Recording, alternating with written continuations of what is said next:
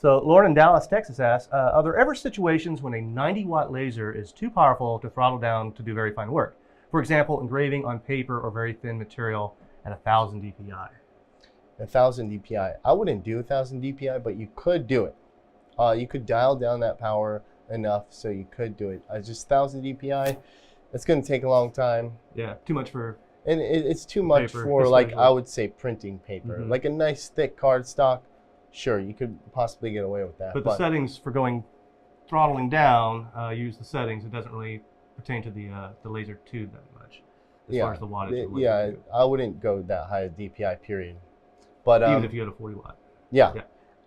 And if you have any cool like laser engraved paper, send us a picture, because I'd love to see that. I've never seen like a really cool laser engraved application. Okay.